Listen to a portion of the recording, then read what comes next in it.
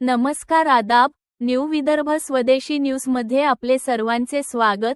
खामगाव शहर प्रतिनिधी अल्तमश खान यांची रिपोर्ट। स्वाभिमान दिवस, ॲडव्होकेट बाळासाहेब आंबेडकर यांचा वाढदिवस वंचित बहुजन आघाडीच्या वतीने विविध उपक्रमाने साजरा।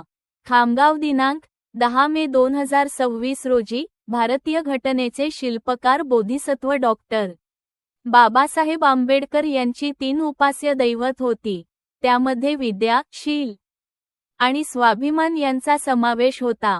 आज देशातील राजकारण्यांनी स्वाभिमान गहाण ठेवला असून त्यांची नैतिकताही पार संपुष्टात आली आहे।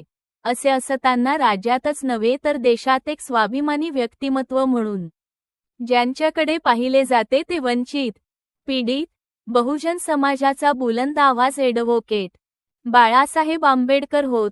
त्यांचा वाढदिवस संपूर्ण राज्यात स्वाभिमान दिवस म्हणून साजरा केला जातो। वंचित बहुजन आघाडीचे वतीने दिनांक मे 10 ला साजरा करण्यात आला। कार्यक्रमाची सुरुवात प्रथमतः वंचित बहुजन आघाडीचे जिल्हाध्यक्ष देवाभाऊ हिवराळे यांच्या हस्ते नगरपरिषद खामगाव येथील क्रीडांगणाजवळील डॉक्टर बाबासाहेब आंबेडकर यांच्या पूर्णाकृती पुतळ्यास पुष्पहार अर्पण करून झाली। सामान्य रुग्णालयात रुग्ण व गरजूंना भोजनदान व रुग्णांना फळ वाटप करण्यात आले। त्यानंतर रक्तदान शिबिराचे उद्घाटन वंचित बहुजन आघाडीचे जिल्हाध्यक्ष देवाभाऊ हिवराळे व भंते राजज्योती यांच्या हस्ते करण्यात आले। त्यातही पहिलं रक्तदान देवाभाऊ हिवराळे व भंते राजज्योती यांनीच केले। रक्तदानस्थळी रक्तदात्याची रिघ लागली होती। लग्नसराई व उन्हाळ्याचे दिवस असतानाही 35 रक्तदात्यांनी रक्तदान केले। भारतीय बौद्ध महासभा, समता सैनिक दल व वंचित बहुजन आघाडीचे पदाधिकारी यांनी अथक परिश्रम घेतले। ग्रामीण तसेच शहरी भागातील कार्यकर्ते पदाधिकारी मोठ्या संख्येने उपस्थित होते। सर्व जाती धर्म पंथ कोण्या गोविंदाने नडले पाहिजे यासाठी आपल्या प्राणाची आहुती दिली। अनेकांनी आपले विचार या देशासाठी दिले।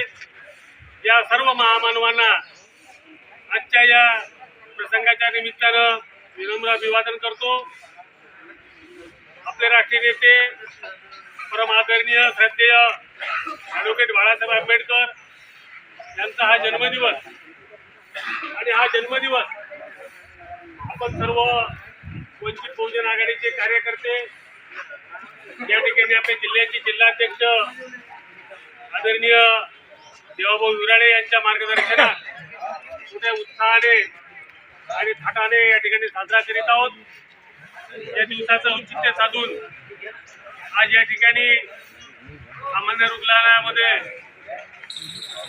या ठिकाणच्या नातेवाईकांना आणि रुग्णांना भोजनदान देण्याचं काम या ठिकाणी करण्यात आलं। त्याचबरोबर